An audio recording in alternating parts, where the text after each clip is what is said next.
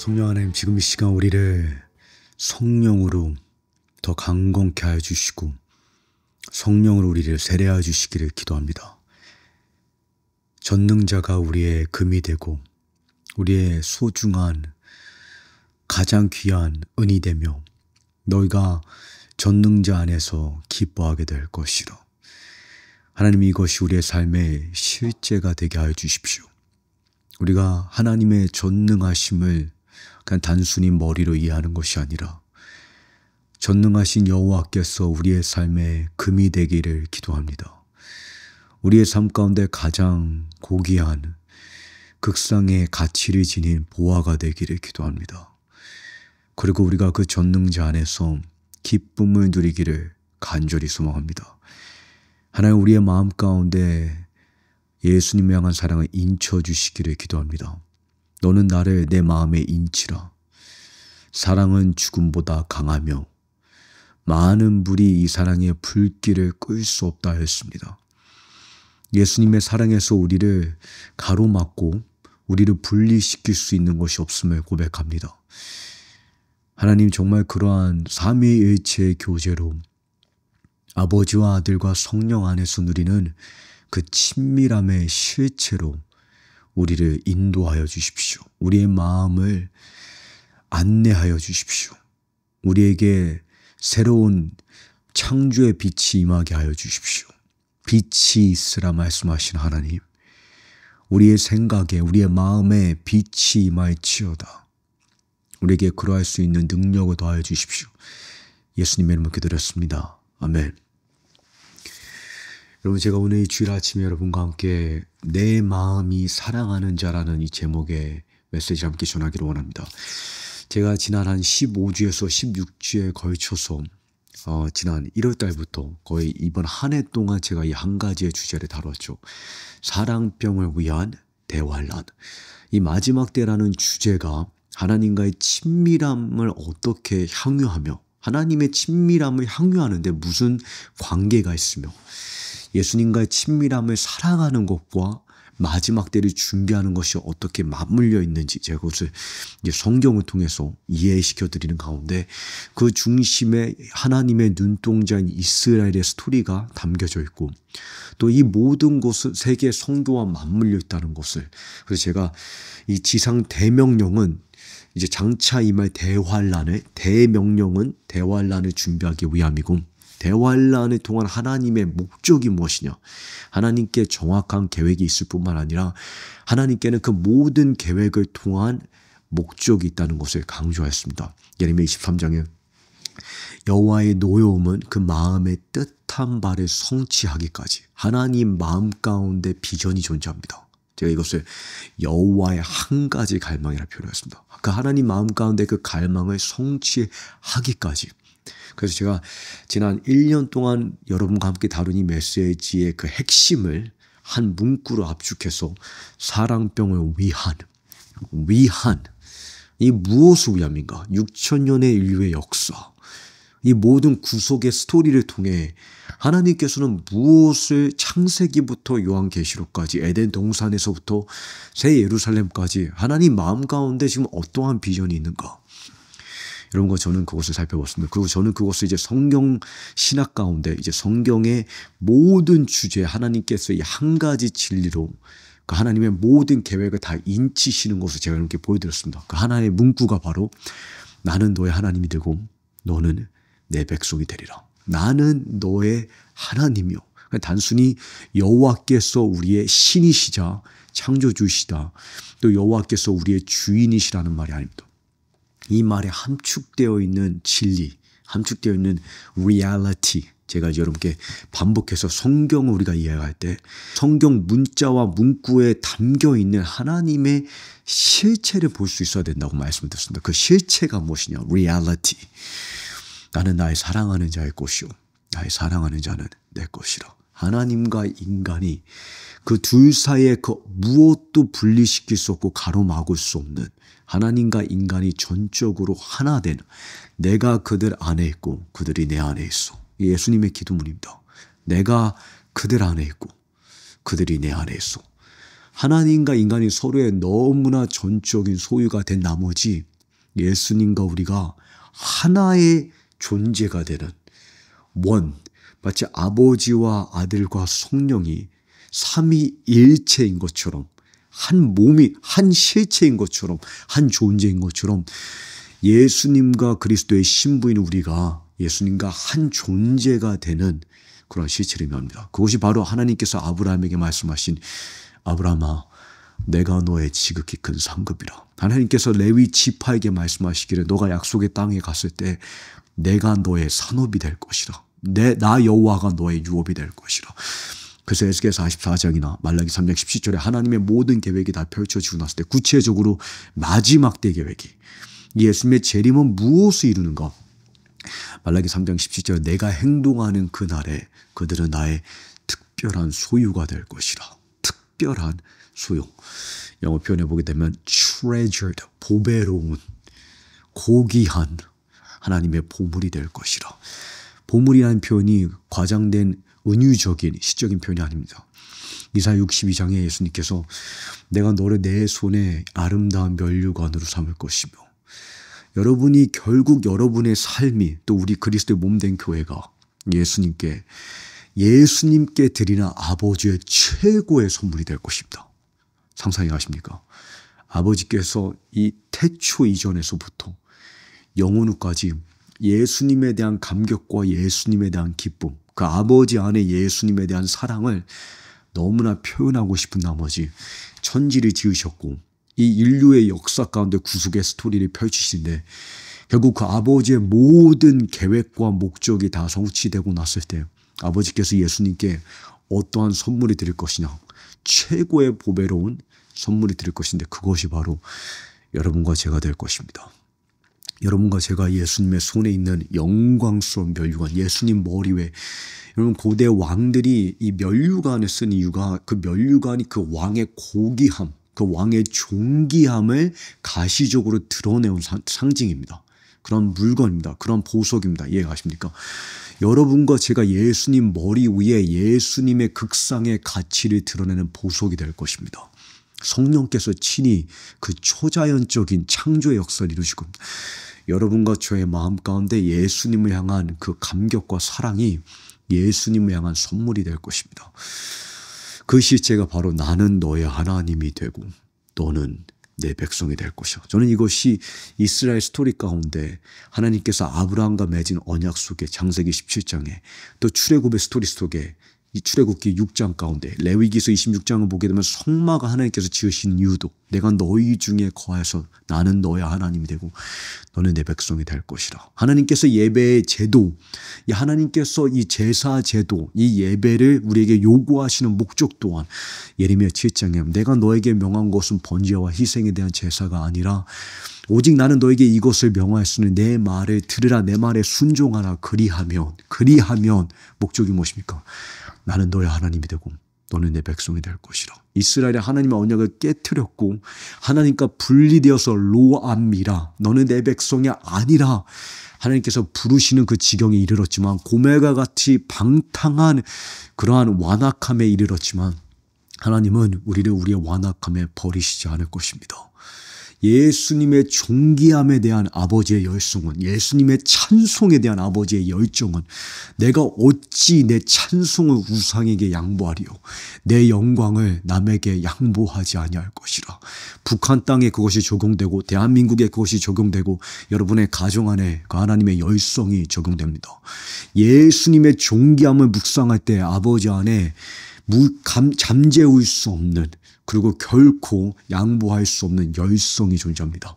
그 열성이 아버지의 뼛속까지 사무친 불이 되어서 아버지를 집어삼키고 성부 하나님을 하고 일어나 하늘을 가르고 강림하여서 예수님을 공개적으로 모든 사람의 눈앞에 그리고 열방 가운데 공개적인 그 극상의 가치로 드러내실 것인데 하나님께서 결국에는 에스겔 36장이나 37장에 내가 너에게 새 마음을 주고 할례를 베풀어서 너의 무덤을 열어서 너를 무덤에서 끄집어낼 것인데 그 무덤이 영적인 무덤에 포함이 됩니다. 그래서 내가 너의 모든 패역함에서부터 너를 건져낼 것이니 이는 나는 너의 하나님이 되고 너는 내 백성이 될 것이라. 근데 스토리는 부활로 끝나지 않죠. 부활의 목적일 뿐만 아니라 천년 왕국 친히 예수님이 이 땅 가운데 거해서 스가랴 8장이나 시편 132편에 스가랴 8장 본문에 보게 되면 내가 시온을 심히 질투하는도다. 시온을 향해서 여호와께서 친히 시온에 거하시리니.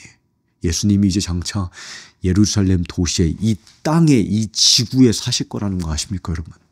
예수님과 여러분과 제가 이 땅에서 다스릴 것입니다. 요한계시록 5장에 성도들이 그리스도와 함께 이 땅에서 통치할 것입니다. 그때 하나님의 목적이 무엇입니까? 천년 왕국의 목적, 메시아의 시대의 목적이 무엇입니까?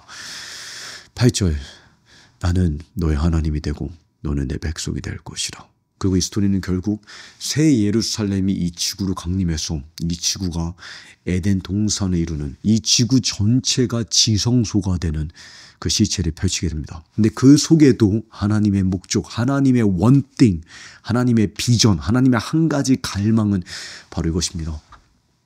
새 예루살렘이 하늘에서 내려와 여호와의 성막이 여호와의 장막이 인간과 함께 있으니 이는 나는 너의 하나님이 되고 너희는 내 백성이 될 것이라. 이것이 여러분과 저의 상급이자 이것이 여러분과 저의 유업이자 이것이 여러분과 저를 향한 하나님의 부르심입니다. 지금 여러분과 제가 그 하나님의 부르심을 우리의 삶 가운데 육신하기 원합니다. 그 하나님의 영원한 갈망을 에덴 동산에서부터 새 예루살렘까지 하나님 마음을 지배하고 있는 하나님의 모든 계획을 다 아우르고 하나님의 모든 그 계획을 다 이끌고 있는 하나님의 비전을 우리가 성취하기로 원합니다. 우리의 삶을 통해서 우리 각 개인의 삶 가운데 또 우리의 공동체 가운데 그리고 우리가 살아가는 도시 가운데 이 나라 가운데 하나님의 뜻이 이 땅 가운데 이 도시 가운데 이 세대 가운데 우리의 삶 가운데 이루어지게 하옵소서. 주의 이름이 홀로 높임 받게 하옵소서. 그래서 제가 이 메시지를 이제 마침내 아가서의 메시지로 마무리 짓기를 원합니다. 왜냐하면 우리 여러분과 제가 이제 무엇을 이야기를 원하냐면 이 아가서의 메시지를 통해서 이 아가서에 하나님의 그 신비가 담겨 있는데 그 하나님의 지혜와 하나님의 신비가 무엇이면 나는 너의 하나님이 되고 너는 내 백성이 될 것이라. 아가서는 이것을 이렇게 표현합니다. 나는 나의 사랑하는 자일 것이며 나의 사랑하는 자는 내 것이라.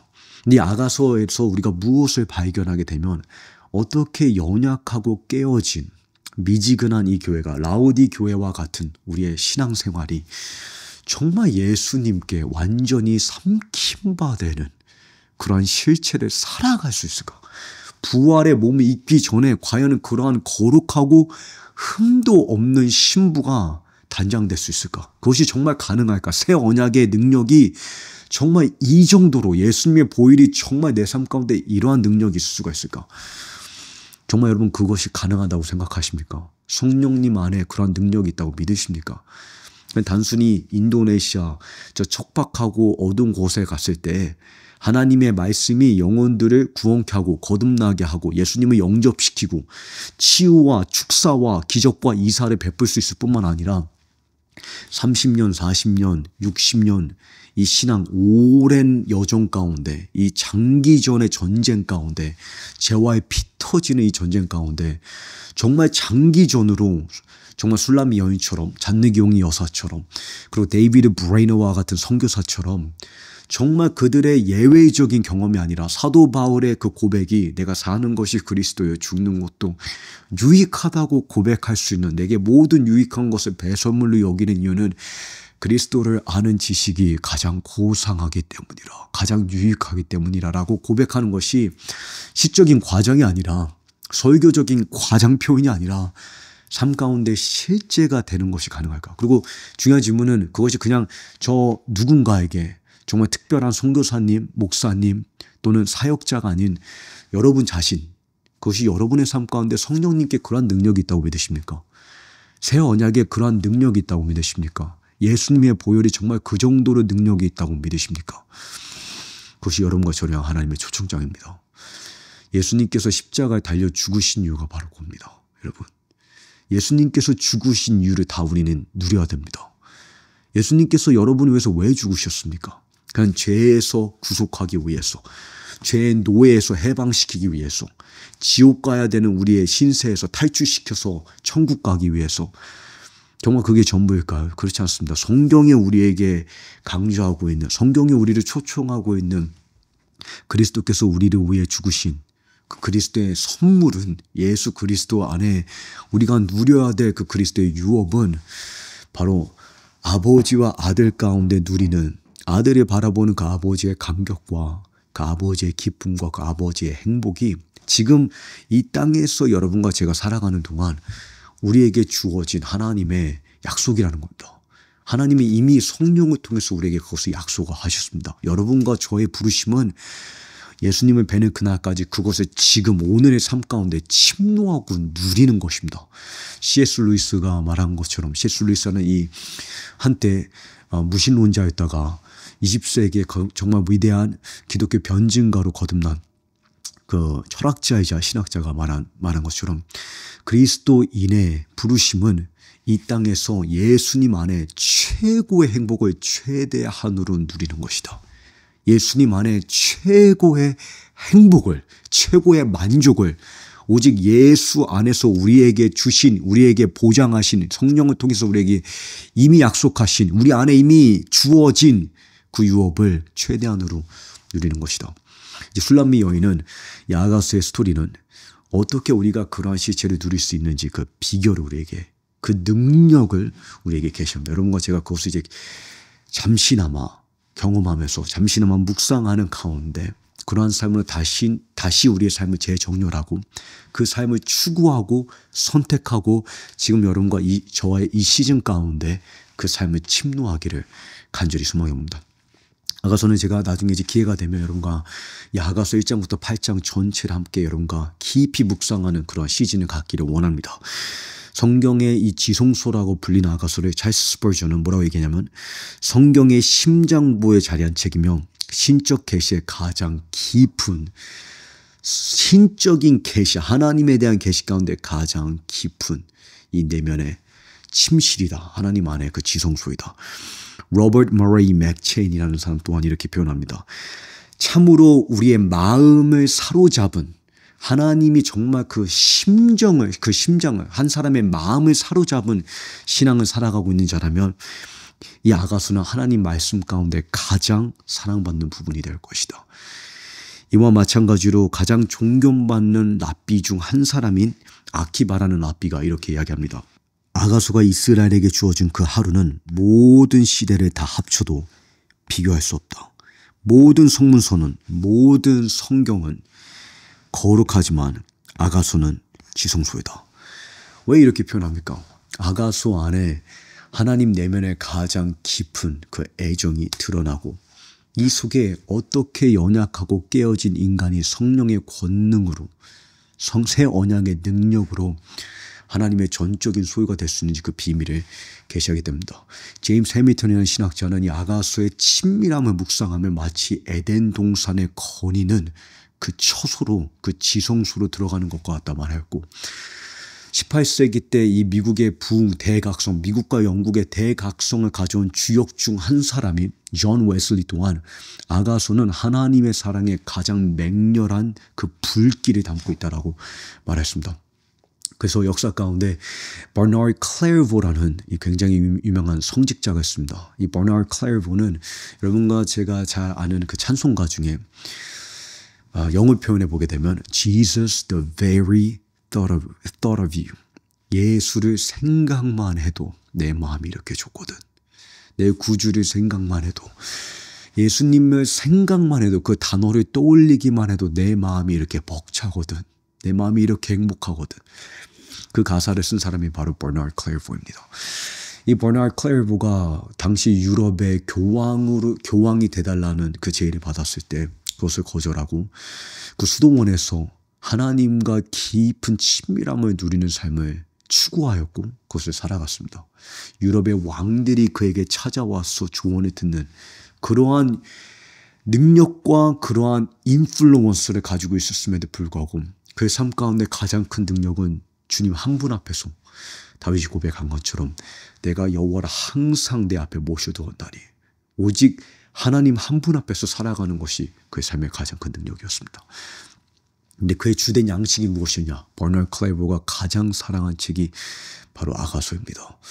그래서 이 아가서 본문에 보게 되면 8장에 결국에는 술람미 여인이 이렇게 결론을 짓죠. 이것이 저와 여러분의 고백이 되기를 간절히, 그리고 여러분과 저의 삶의 경험이 되기를 간절히 소망해 봅니다.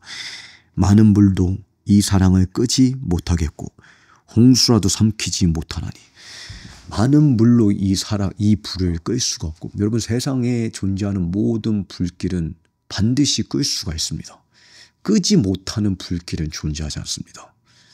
그래서 아마 그래서인지 하나님께서 해를 창조하셨는지 모릅니다. 시편 19편에 이제 저희가 묵상해 보면, 제가 전심 성경 읽기를 저와 함께 통독하고 계신 분들과 얼마 전에 이제 시편 19편을 이제 같이 암송을 했는데, 하늘이 하나님의 영광을 선포하며 궁창이 그의 손으로 하신 일을 나타내는도다. 날은 날에게 말하고 밤은 밤에게 지식을 전하니 언어도 없고 말씀도 없으며 들리는 소리도 없으나, 하나님의 이 영광이 하늘 가운데 이렇게 드러나서 그 소리가 온 땅에 통하고 그 말씀이 세상 끝까지 이르도다. 하나님이 해를 위하여 하늘의 장막을 베푸시다. 다윗이 하나님의 영광을 이제 묵상해 가고 하나님의 그 독보적인 아름다움을 묵상하는 가운데 하늘과 궁창을 바라보게 되고 그 속에 해에 대해서 묵상하게 됩니다. 그래서 제 마음 가운데 와닿는 그 부분은 무엇이냐면, 해가 하늘 이 끝에서 떠서 하늘 저 끝까지 이르며 그 열기에서 피할 자가 없도다. 그 열기에서. 이 밖에 나와 있다 보면 해가 너무 눈부셔서 그 햇빛을 피하려고 우리가 숨을 수는 있지만, 나무 밑에 들어갈 수는 있지만, 해의 열기가 이 쨍쨍한 날에 그 열기에서 피할 수는 없습니다. 그 그림이 상상이 가십니까? 다윗이 어떤 이 뜨거운 이 중동의 그 열기 가운데 자신이 살아가던 그 예루살렘, 그 베들레헴 그 지역에서 그 들판에서 목자로 살아가면서 그 해를 묵상하는 가운데 하나님 마음의 그 뜨거운 사랑의 열기에서 피할 자가 아무도 없도다. 너무나 아름다운 그림이지 않습니까? 그래서 제 아들 로이가 한번 저에게 이렇게 질문한 적이 있습니다. 아빠, 왜 해는 계속 타오르는데 왜 꺼지지 않고 사라지지 않고 폭발하지 않죠? 세상에 있는 모든 불길은 타오르면 모든 것을 소멸하고 결국 그 불도 없어지는데, 왜 해는 계속 타오르고 계속 폭발하는데 왜 그 불길이 사그러들지 않고 감소되지 않고 그 온도가 떨어지지 않고 왜 폭발하고 없어지지 않는 겁니까? 아침마다 그 태양의 열기가 우리에게 비출 때 우리를 향한 그 하나님의 마음의 온도와 우리를 향한 그 예수님의 하트가 어떠한지를 계시하기 위함입니다. 그 열기에서 피할 자가 없도다. 그래서 술람미 여인이 많은 불이 끌 수 없는 맹렬한 불길이 있다라고 이야기합니다. 그러면서 사람이 온 재산을 다 주고 모든 것을 다 내어주고 사람과 바꾸려 한다 하면 오히려 멸시를 받으리라. 그 무엇과도 바꿀 수 없는 값어치를 매길 수 없는 그러한 유업. 그것이 바로 여러분과 제 마음과 하나님께서 인치시기 원하는 이 마지막 때 사랑입니다. 회복하기 원하시는 그 첫사랑입니다. 아가서의 이 메시지 속에서 어떻게 술람미 여인이 이 하나님의 그 사랑 가운데 인쳐지게 되는지 그 여정을 우리에게 보여주고 있는데, 제가 시간이 많지 않은 관계로 엑기스만 여러분께 좀 몇 가지 핵심만 여러분께 간략히 정리해 드리기 원합니다. 근데 먼저 어떤 분들이 이 아가서의 메시지를 접할 때 이런 시적인 표현과 이런 상징적이고 은유적인 표현들을 보면서 이것이 과장된 표현이라고 여길 수가 있습니다. 이것은 실제 사람이 경험할 수가 없다. 그냥 극단적인 그런 종교인들이나 어쩌면 이것을 경험하고 나는 이런 경험에서 거리가 멀다라고 느낄 수가 있고 또는 그렇게 생각하고 있을 수가 있습니다. 그런 사람들을 향해서 이 조지 베로스라는 이 청교도 신학자가, 제가 너무나 이 책을 읽으면서 아쉽게도 한국어로는 번역이 되어 있지 않지만 이 청교도 신학자의 이 글을 읽으면서 제가 너무나 큰 은혜를 경험하고 있는데, 그가 뭐라고 이야기를 하냐면, 만약에 이것이 과장된 표현이라고 느껴진다라면 우리가 이 사랑은 너무 적게 알기 때문에 과장되고 부적절하게 들리는 것이다. 우리가 이러한 사랑을 한 번도 경험해 본 적이 없기 때문에 과장되게 느껴지는 것이다. 이에 찰스 스퍼전이라는 설교자의 황태자라고 불리는 찰스 스퍼전이 또한 이렇게 말합니다. 나는 그리스도의 재림을 향한 우리의 태도가 우리의 영적 온도를 재는 온도계가 될 수 있는다고 믿는다. 만약 우리 마음 안에 그분의 오심을 향한 간절한 갈망, 불타는 갈망이 있다면 우리의 상태가 건강하다고 소망할 수 있다. 그러나 만일 그러한 갈망이 전혀 없다면 우리는 심각하게 은혜에서 쇠퇴하고 있는 것이다. 이런 불타는 갈망이 그냥 극단적인 소수의 그리스도인들의 경험이 아니라 정말 거듭난 새 언약의 약속을 취한 자라면 누구나 당연히 경험해야 돼. 그렇기 때문에 아가서 1장 4절에 술람면이 뭐라고 경험할까? 마땅히 처녀들이 그를 사랑하는도다. 당신의 사랑이 포도주보다 달콤한 것은 마땅하고 당연한 것이지 극단적이 레디컬한 것이 아니라는 것입니다. 그렇기 때문에 만약에 여러분의 삶 가운데 이러한 경험이 없다면 이러한 포도주보다 달콤한 하나님의 송이꽃보다 달콤한 하나님의 말씀을 경험해 보지 못했다면 여러분의 심령을 놓고 기도하시기 바랍니다. 하나님, 내 안에 새 심장이 필요합니다. 나에게 새로운 감각이 창조되어야만 하겠습니다.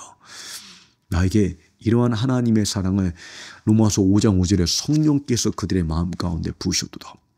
이 메시지를 통해서 그리고 이 메시지를 취하고 여러분께서 말씀을 묵상하는 가운데 그러한 은혜가 여러분에게 임파테이션 되기를 간절히 소망해 봅니다. 그래서 아가서의 여정을 보게 되면 1장과 4장, 1장부터 4장, 그 다음에 5장부터 8장이 이 두 파트로 구분이 됩니다. 1장부터 4장은 아직 미성숙한 이 신부의 모습이고 5장부터 이제 8장은 성숙한 정말 점도 없고 흠도 없는 성숙한 신부의 모습으로 이제 전환하게 됩니다. 근데 이 터닝 포인트가 바로 4장에서 주어집니다. 구체적으로 이제 4장 16절을 보게 되면 이 신부가 나는 이제 신랑을 향한 예수님께 잠긴 동산이다.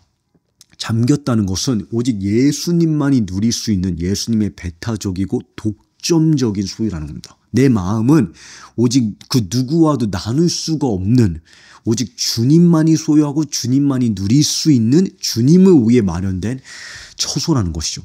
그러한 독점적인 예배의 자리, 하나님을 향한 배타적인 사랑의 시체로 이제 신부가 들어갑니다. 그것에 들어가게 된 계기가 바로 이제 4장의 신랑의 노래입니다. 이 신랑이 이 연약한 신부를 바라보는 연약하지만 진실되게 하나님을 추구하고 있는 우리의 미성숙함 가운데 여전히 성숙해야 될 모습이 많이 남아있지만 변화되어야 될, 거듭나야 될 그런 부분들이 있지만 그 과정 속에서 우리를 얼마나 감격해 하시며 우리가 그 과정 속에 변화되어가는, 그러니까 변화되는 후회가 아니라 완전함을 이루고 난 후회가 아니라 변화되어가는 과정 속에 우리를 아름답게 보시는. 그래서 1장 15절에 나의 사랑하는 자야, 내 마음이 사랑하는 자야, 너는 내 눈에 아름답고 아름답도다. 너는 나에게 어떠한 아름다움의 대상인지. 여기서 아름답다는 표현이 남성분들에게는 와닿지 않습니다. 아름답다는 게 무슨 말이냐면 너가 나에게 얼마나 소중하고 얼마나 가치 있고 보배로운 자인지, 내 마음에 어떠한 행복을 주는 대상인지라는 표현입니다. 이해가십니까? 여러분을 바라볼 때 예수님 마음 가운데 어떠한 감격이 부풀어 오르는지 아십니까, 여러분? 그것을 여러분이 조금이나마 경험한다면 여러분은 정말 거룩한 삶을 살게 되는 능력을 맛보게 됩니다. 거룩함에 대한 권능은 여러분이 하나님께 어떠한 보배로운 자인지 깨닫는 만큼 살아가게 됩니다. 여러분의 거룩함의 깊이는, 우리의 순종의 능력은 하나님께 어떠한 소중한 자인지에 대한 지혜와 계시형에 달려 있습니다. 그러니까 다니엘 9장 같은 본문을 보게 되면 다니엘 7장과 8장의 다니엘이 마지막 때에 대한 환상을 보게 되죠. 그런데 천사의 방문이 있고 오픈 헤븐, 그러니까 천국을 볼 수 있는 그런 경험이 있었음에도 불구하고 느부갓네살 왕의 꿈을 듣지도 않고 하나님께 직접 직통 계시를 받잖아요. 직통 계시를 받으면서 그것을 해석할 수 있는 그러한 초자연적인 지혜와 계시형이 있음에도 불구하고 7장과 8장의 다니엘이 하나님의 마지막 때의 계획을 깨닫지 못하였다고 고백합니다. 그러고 난 다음에 9장과 10장이 주어집니다. 이 9장과 10장을 주목해야 되는 이유는 거기에 굉장히 중요한 원칙이 강조가 되는데, 이 9장과 10장에 하나님의 마지막 때 계획이 계시되기 전에 먼저 다니엘을 향한 하나님의 그 애정된 메시지가, 다니엘을 하나님께서 어떻게 바라보시는지 그 다니엘의 정체성에 대한 메시지가 선포됩니다. 그 10장에 구체적으로 다니엘이 천사에게 내가 마음 가운데 지금 힘이 없어서 이 메시지를 소화할 수 없다고 표현했을 때 다니엘을 향해서 어떤 메시지가 선포되는, 다니엘아 너는 하늘이 크게 사랑하는 자이다. 크게. 이 영어 HSCSB라는 성경에 보게 되면 뭐라고 표현되어 있냐면 You are treasured. 너는 하늘의 보물과 같은 보배로운 자이다. 그 메시지를 듣는 순간 다니엘이 이렇게 고백합니다. 주께서 나를 강건케 하셨으므로 이제 내게 말씀하옵소서. 여러분과 저의 삶 가운데 마지막 때를 살아갈 수 있는 능력과 권능이 어디에 있는지 아십니까? 너는 하늘에 크게 사랑받는, 하늘에 크게 소중한, 너는 하늘에 값진 진주와 같은, 마태복음 13장에 값진 진주와 같은 자이다. 그러한 우리의 가치와 우리가 하나님께 어떠한 대상인지 깨달았게 되었을 때 나의 사랑하는 자는 너는 아름답고 아름답도다. 그 진리가 우리의 삶 가운데 실제가 될 때 거기에서부터 변화됩니다. 근데 이 터닝 포인트를 묘사하는 문구가 있습니다. 그 문구를 연결해서 주목하셔야 되는데 2장에서는 신부가 나의 사랑하는 자는 나의 것이고 나는 나의 사랑하는 자의 것이다. 이 순서가 중요합니다. 내가 먼저 하나님이 나의 삶 가운데 축복해 주시고 환경의 문을 열어주시고 상황을 해결해 주시고 그렇게 하나님께서 나에게 먼저 만나주시면 그러고 난 다음에 내가 전적으로 주님께 드리고 주님께 순종하고 주님이 말씀하신 곳을 따라가겠습니다. 그러니까 아직 미성숙한 신부의 모습이죠. 그래서 이제 3장에 침상에서 이 신부가 사랑하는 자를 찾는데 사랑하는 자를 발견하지 못합니다. 여러분 예수님과의 친밀함은 침상에서 발견되지 않습니다. 우리의 삶 가운데 편안하고 익숙하고 안락한 그러한 환경 가운데서 안락함을 누리면서 예수님을 온전히 누리겠다. 내 편리를 누리면서 편안함 가운데 살아가면서 내가 예수님의 부르심을 걸어가겠다. 성경에 우리의 모든 이 믿음의 영웅들의 선조들의 삶을 보았을 때는 말이 안 되는 이야기입니다. 하나님을 발견하는 곳은 내가 침상에서 일어나서 나의 사랑하는 자를 찾으러 갈 때 거기서 비로소 사랑하는 자를 발견하게 됩니다. 그래서 신부가 침상에서 일어납니다. 근데 이 침상에서 일어나게끔 하나님께서 임재를 거두시는 이유는 우리 안에 여러분 식욕보다 사람 안에 강렬한 욕구가 무엇인지 아십니까? 사람이 40일 동안 먹지 않고 굶을 수가 있습니다. 어떠한 이유로든지 간에. 먹지 않고 어느 기간까지 견딜 수가 있습니다. 그런데 잠은 사람이 자지 않고 40일을 버틸 수 있는 사람은 존재하지 않습니다. 식욕보다 맹렬한 욕구가 바로 수면을 취해야 되는 이 자야 되는 사람의 욕구인데 침상에서 한밤중에 일어난다는 것은 하나님께서 왜 때로 우리의 삶 가운데 당신의 임재를 거두시냐 우리를 버리시는 것이 아니라 우리를 외면하시기 위함이 아니라 우리 안에 잠재울 수 없는 하나님을 향한 맹렬한 갈망을 일으키시기 위함입니다. 잠재울 수 없는 갈망을 일으켜 침상에서 일어나 사랑하는 자를 만나게끔 하시기 바랍니다. 그러고 난 다음에 신부가 내가 몰약산으로 가겠다고 고백합니다. 예수님의 그 십자가의 돌을 내가 십자가를 메고 좁은 길로 예수님 내가 들어가겠습니다. 주님 말씀하시는 곳에 어린 양이 가는 곳을 내가 따라가겠나이다. 그 한마디에 그 신부의 반응에 신부가 아직 온전한 성숙함에 이르지 않은 상황 가운데서 그 성숙을 향해 나아가는 단계 가운데 신랑의 마음이 완전히 압도됩니다. 예수님의 마음이 완전히 압도됩니다. 감격으로 인해서 그 신부의 마음에 작지만 진실된 그 순종과 헌신으로 인해 그 주님의 마음이 사로잡힙니다. 그리고 4장의 1절부터 이 9절의 모든 내용을 읽어보게 되면 예수님의 그 마음이 어떻게 사로잡혔는지 내 한 번의 눈길로 내 마음이 완전히 사로잡혔구나. 이것을 이제 이 청교도 신학자들이 이렇게 표현합니다. 한 번의 눈길로 마음이 사로잡혔다. 무슨 말이냐냐. 제가 몇 가지 여러분께 주석들을 읽어드리도록 하겠습니다. 이 매튜 헨리라는 신학자는 이 하나님의 영광은 이 속에 담겨있는 그 하나님의 아름다움을 이렇게 고백합니다. 한 대상에겐 너무 깊이 사랑에 빼앗겨 다른 모든 것에 마음이 없어진 상태를 의미한다. 한 번의 눈길이 내 마음을, 너의 그 작은 헌신이, 작은 반응이 완전히 그 마음을 다 내주어서 더 이상 나는 이에게 마음을 줄 모든 것에 마음이 없어진 상태를 의미합니다.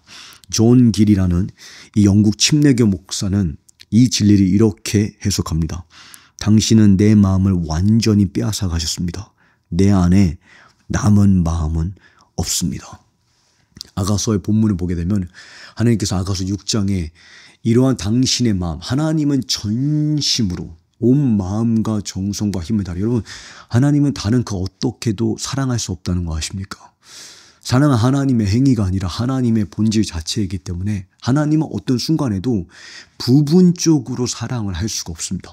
그것을 조지 베리스라는 이 청교도 신학자가 이렇게 묘사를 합니다. 그가 말하기를, 예수님은 하늘에서 우리를 지금보다 더 사랑하실 수 없다. 우리가 부활의 몸을 받고 예수님을 영접한 그 순간에, 재림의 때에 그 순간에 예수님 마음 가운데 더 큰 감격이 있을 수가 없다는 겁니다. 지금 우리를 향한 그 주님의 감격과 지금 우리에게 이미 주어지고 있는 그 주님의 마음은, 주님의 사랑은 온전히 더 증가될 수 없고 더 늘어날 수 없고 더 추가될 수 없고 더 온전해질 수 없을 만큼 완전히 삼킴 받았다는 것입니다.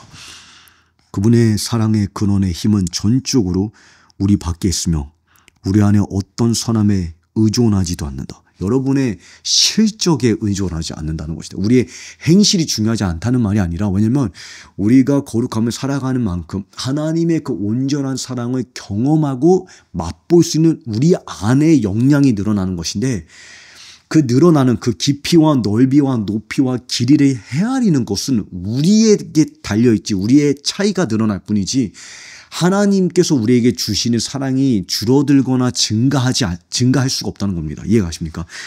그분의 사랑은 증가하거나 줄어들 수 없다.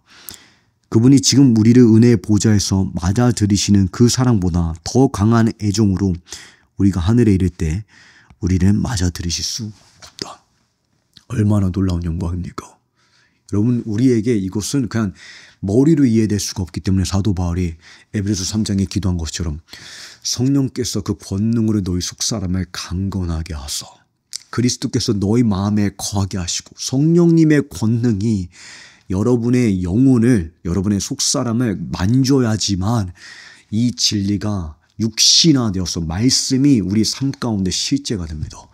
그래서 너희가 그리스도의 그 뿌리가 박히고 이의 실체 가운데 터가 굳어졌어. 이 실체가 너희 삶의 반석이 되어서 모든 성도와 함께 그리스도의 그 넓이와 길이와 높이와 깊이가, 하나님 안에 이러한 바다의 깊이가 있음을, 그 깊이를 너희가 들어가야 하는데 성령의 권능으로 말미암아 그 깊이를 헤아려 사람의 지식을 초월하는 사람의 경험으로 이것을 우리에게 전달할 수 없음을 사도 바울이 이해합니다. 사람은 이러한 것을 경험해 본 적이 없고 경험할 수가 없습니다. 이 세상에 이러한 애정과 이러한 행복과 이러한 만족을 경험할 수가 없습니다. 인간은 자신의 경험이 전부이기 때문에 이것은 초자연적인 담의 세계 빛이 우리의 삶 가운데 임해야 됩니다.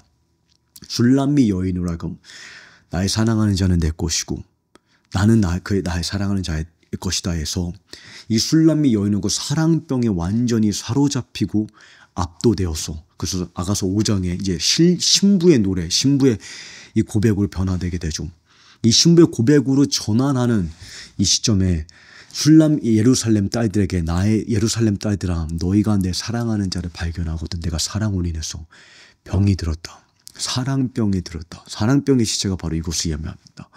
사랑병의 실체, 근데 원동력이 무엇인지를 여러분과 제가 이해해야지만 마지막까지 예수님 보는 그날까지 우리가 지속적이고 참된 거룩함의 행실, 거룩함의 순종을 살아갈 수 있게 됩니다. 하나님을 향한 경외심의 강도는 예수님을, 우리를 바라보는 그 예수님의 행복의 강도에 달렸습니다. 우리가 어떻게 하나님 앞에 거룩해질 수가 있냐? 그 거룩함의 능력은 우리를 바라본 예수님의 마음 가운데 감격에 달렸습니다. 그것을 헤아린 신부가 6장에 가서 이제 이 순서가 바뀌게 되죠. 처음에는 주님이 먼저 나의 소유, 나의 그 기준에 맞춰주셔야 됐는데 이제 그 순서가 완전히 뒤바뀌게 됩니다. 나는 나의 사랑하는 자일 것이요 나의 사랑하는 자는 내 것이라. 하나님, 내 삶 가운데 남풍이 불던, 차가운 북풍이 불던, 내 삶 가운데 어떠한 환경과 상황이 주어지든지 간에 나는 이제 전적으로 주님, 오직 예수님을 위한 유업이 되기를 원합니다. 근데 그러한 그 여인의 이런 하나님의 온전한 소유가 된 그 능력이 어디에 있습니까? 바로 7장에 그녀가 그것을 이렇게 표현하죠. 나는 나의 사랑하는 자일 것이며 그가 나를 사모하는도다. 근데 하나님이 우리를 사모한다. 그 나를 향한 하나님께 갈망이 있다.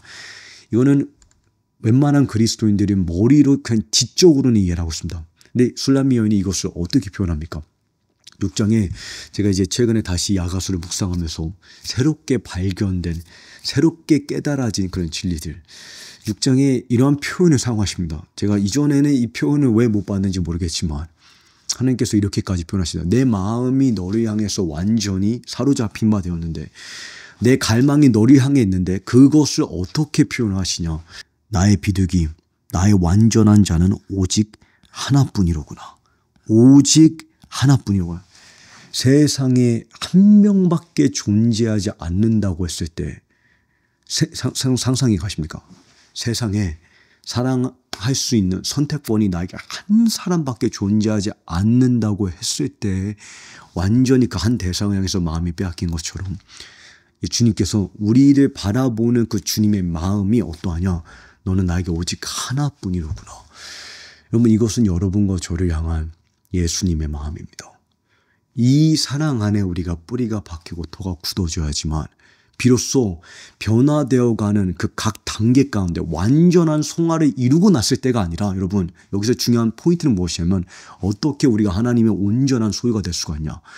주님의 마음이 언제 우리 향해서 이렇게 하고 이런 마음이 언제부터 이렇게 주어지고 있냐. 거듭난 순간에서부터 주님의 형상으로 변화되는 각 단계 가운데 그 과정 속에서 주님은 우리 안에 아름다움을 보시고 마치 바다 가장 깊은 어두운 곳에 아름다운 그 보석들을 하나님은 다 보고 계신 것처럼 전지한 그 주님의 눈은 바다 가장 깊은 곳에 사람이 들어갈 수도 없는 바다 깊은 곳에 보석이 있는 것을 보고 계신 것처럼 우리 안에 검은 부분들이 있지만 변화될 부분들이 있지만 회개해야 될 영역들이 있지만 그 변화되고 주님 안에 재정렬되는 과정 속에서 하나님은 우리 안에 아름다움을 보신다는 겁니다. 그러하기 때문에 술람미 여인이 자기 자신에 대해서 고백하기를 나는 샤론의 장미요 들판에 골짜기에 백합하며 그러면서 신랑의 말씀이 우리에게 선포됩니다. 너는 가시나무 가운데 백합하라. 골짜기 가운데 어두운 골짜기 속에 하나님은 우리 안에 백합을 보십니다. 그 주님에 향한 그 작은 헌신이 주님께 어떻게 순결하고 아름답고 향기로운 백합이라는 것을 깨닫게 됐을 때 침상에서 일어나 타협에서 미지근한 그 침상에서 일어날 수 있는 맹렬한 그 능력을 갈망을 우리가 경험하게 됩니다. 여러분과 제가 그러한 주님의 시야, 그러한 주님의 마음과 연결되어야 됩니다. 그 주님의 마음을 우리가 침노할 수 있어야 되고 그러한 주님의 시야가 우리의 눈이 되어야 됩니다. 주님이 보는 나의 생각은 너의 생각과 다르면 나의 길은 너의 길과 다르다. 여러분의 생각과 예수님의 생각이 이러한 관점에 있어서 이 진리에 있어서 이러한 그 주님의 마음에 있어서 다르다는 겁니다. 그러하기 때문에 우리는 주님이 보시는 그 시야로 그 주님이 보시는 그 시각으로 볼 수 있는 그러한 지혜와 계시형이 필요합니다. 제가 이제 조지 버스가 말한 우리의 각 단계 가운데 하나님께서 우리에게 어떻게 아름다움을 보시는지 그러므로 그러한 하나님 마음의 그 행복을 그 주님의 아름다움을 그러한 하나님의 영광을 경험한 자는 변화되지 않을 수밖에 없다는 우리가 변화되지 않고 가만히 머무를 수 없다는 것을 여러분께 강조해드리고 이제 메시지를 마무리 짓기를 원합니다. 하나님은 어떤 것이 완전히 완성될 때까지 기다리신 후에야 아름다움을 보시는 분이 아니다. 그분은 처음 형성되는 그 순간부터 이미 그 안에서 아름다움을 보시며 성숙을 향해 나아가는 각 단계에서 보십니까? 성숙을 향해 성화되는 그 과정 속에 드러나는 아름다움도 완성된 모습 못지않게 기뻐하신다. 그리고 그 영혼이 거듭나는 그 순간부터 그리스도를 닮아가는 변화는 이미 시작된다. 그러면서 조지 버스가 이렇게 이야기합니다. 그러므로 우리는 우리의 부패함에 있어서, 우리의 타협에 있어서, 주님의 마음을 아프게 하는 영역에 있어서 민감해야 하지만 동시에 은혜가 우리 안에서 이미 성취한 일에 이미 하나님의 은혜가 예수님의 보혈이 정말 우리를 아버지의 눈에 이토록 의롭게 그리스도께서 죄가 되심으로 우리를 대신하여 죽으심으로 우리는 그리스도의 의를 입었으므로 우리를 보실 때 아버지는 예수 그리스도의 보혈을 보시고 예수님의 십자가를 보시고 우리는 예수님만큼 의롭고 예수님만큼 점도 없고 흠이 없는 거룩한 신부라는 것을 이미 성취된 일에 무감각해서는 안 된다. 보십니까? 우리는 이 실체를 살아가야 된다. 죄에 있어서 민감해야 되지만 그리고 결코 죄를 가볍게 여겨서는 안 되지만 은혜가 이미 우리 안에 그리스도의 보혈이 이미 우리 안에 성취한 것에 무감각해서는 결코 안 됩니다. 그것을 더 이해하는 만큼 하나님을 향해서 더 거룩하게 나아갈 수 있습니다. 주님 앞에 온전히 구별된 성화된 삶으로 우리가 나아갈 수가 있습니다. 찰스 스퍼전은 이렇게 얘기합니다. 우리는 그분의 선하심의 홍수에 휩쓸려 보십니까? 홍수라는 표현. 선하심의 홍수에 휩쓸려 우리의 애정에 대해서 더 이상 통제권을 가질 수 없게 된다. 보십니까? 어떻게 우리 마음 가운데 세상에 대한 애정, 어떻게 우리가 완전히 하나님의 소유로 거듭날 수가 있을까? 정말 그것이 가능할까? 하나님의 선하심의 홍수에 휩쓸릴 때 주님 마음에 이러한 사랑과 이러한 애정과 이러한 행복이 있다는 것을 그냥 머리로 인지하는 것이 아니라 그것에 휩쓸리고 침몰될 때 완전히 이 홍수 가운데 잠김받을 때 이 주님 마음 가운데 그 기쁨과 그 주님 기쁨의 강물이라고 다윗이 표현하죠. 그 홍수에 휩쓸려 잠김받을 때 비로소 우리 안에 모든 이 육신의 통제권을 잃어버리게 된다는 겁니다. 사람의 마음이 어떻게 세상에 대한 애정을 완전히 소멸시키고 하나님께 온전히 헌신될 수 있습니까? 그 비결은 마음 가운데 더 매력적이고 더 매혹적인 더 달콤한 무언가가 우리의 마음을 사로잡아야 됩니다. 마음은 텅 빈 상태를 견딜 수 없기 때문에 그러므로 하나님께서 말씀하시기를 너는 나를 내 마음에 인치라. 너는 이 사랑을 이 하나님의 하트를 너의 심장에 인치라. 사랑은 죽음보다 강하며 이것이 여러분과 저를 향한 하나님의 부르심입니다. 어떻게 나는 너의 하나님이요 너는 내 백성이 되리라. 그 하나님의 한 가지 갈망이 성취될 수 있습니까? 그 비전이 우리가 어떻게 우리의 삶 가운데 실현될 수 있습니까? 우리 향한 하나님의 부르심은 바로 이 침실로 들어가는 겁니다. 이 지성소로 들어와서 주님 마음의 떨기나무를 앙망하라는 것입니다. 그 떨기나무가 우리의 마음의 뼛속에 사무친 불이 되어서 그러할 때 하나님 향한 열성이 우리를 집어삼켜 마지막까지 점도 없고 흠도 없는 거룩한 제사된 삶으로 우리를 이끌 수 있을 것이라고 믿습니다. 그래서 이렇게 제가 세 가지의 적용점을 드리고 온다. 첫 번째는 여러분 자신을 놓고 기도하기 바랍니다. 사도 바울이 이야기한 것처럼 너의 속사람이 강건하게 되었을 때 비로소 이러한 그리스도의 마음이 우리 가운데 뿌리가 박히고 토가 굳어지고 그리스도께서 우리 마음 가운데 거하시고 이 진리가 우리의 마음 가운데 실제가 되고 우리가 예수님 안에 뿌리가 박히고 토가 굳어지게 됩니다. 그래서 여러분 자신을 위해서 또 여러분의 가정을 위해서 이 실체를 놓고 에베소 3장의 말씀을 가지고 중보하시기 바랍니다. 하나님 내 마음에 새 심장을 이식하여 주십시오. 하나님 이 실체를 내가 맛보아서 삶 가운데 누릴 수 있는 그러한 권능으로 나를 덧입혀 주십시오. 두 번째는 말씀입니다. 진리를 너희가 알 때 우리의 이미 갇혀져 있는 이 우리의 생각에서부터 우리가 자유케 되고 거짓에서부터 왜곡된 그리고 그 참소의 영에서 우리가 자유케 되고 하나님의 그 은혜와 거룩함의 능력을 경험하게 됩니다. 근데 여러분 우리의 삶 가운데 성경을 읽지 않고 말씀을 묵상하지 않고 열매를 맺을 수가 없습니다. 너희가 내 안에 거하고 내 말씀이 너희 안에 거할 때 비로소 우리가 순종의 열매, 예수님을 향한 사랑의 열매, 경외심의 열매, 거룩함의 열매, 행실의 열매 거하는 삶이 있어야 됩니다. 하나님의 말씀 안에 거하는 삶. 그렇기 때문에 두 번째는 말씀에 전념하시기 바랍니다. 무엇을 하든지 간에 하나님 앞에 말씀 앞에 머무는 삶의 첫 우선순위를 놓지 말고 절대로 타협하지 마시기를 격려합니다.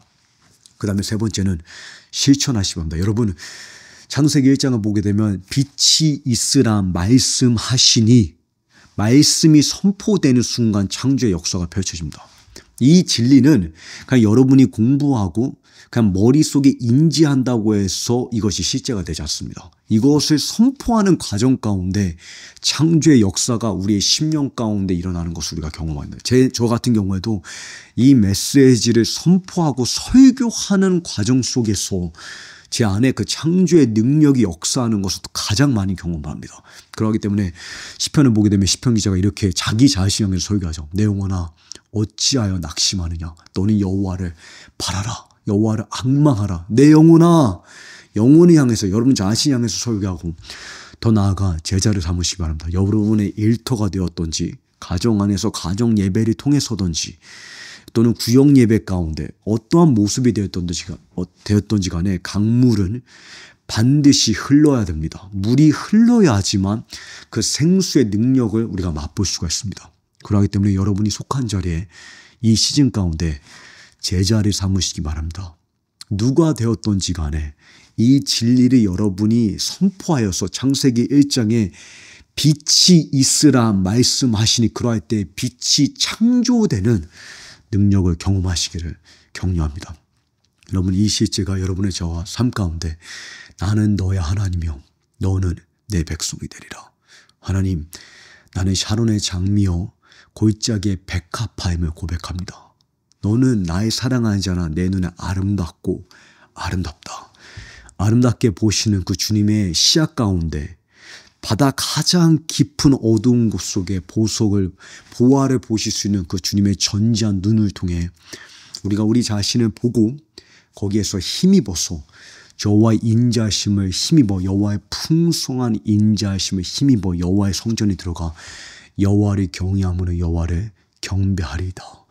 여러분과 제가 그러한 거룩한 참되고 지속적인 그 거룩함의 권능을 우리가 경험하기를 간절히 소망합니다. 하나님 우리의 삶이 정말 나는 너의 하나님이 되고 너는 내 백성이 되리라. 그 하나님의 한 가지의 갈망을 우리의 삶 가운데 실천하고 우리의 삶 가운데 실현하는 그런 통로가 되기를 간절히 소망합니다. 하나님 우리를 성령의 권능으로 덧입혀 주십시오. 첫 계명을 살 수 있는 권능으로 덧입혀 주십시오. 예수님의 사랑을 향유할 수 있는 권능으로 덧입혀 주십시오. 예수님의 마음의 그 깊이와 넓이와 감소될 수 없고 증가할 수 없는 그 하나님의 완전한 그 사랑을 그 하나님의 행복을 우리의 삶 가운데 침노할 수 있는 권능으로 덧입혀 주십시오. 우리의 삶이 하나님의 갈망의 그 실제가 되기를 간절히 소망합니다. 잠긴 동산이 되기를 간절히 소망합니다. 예수님의 이름으로 기도드렸습니다. 아멘.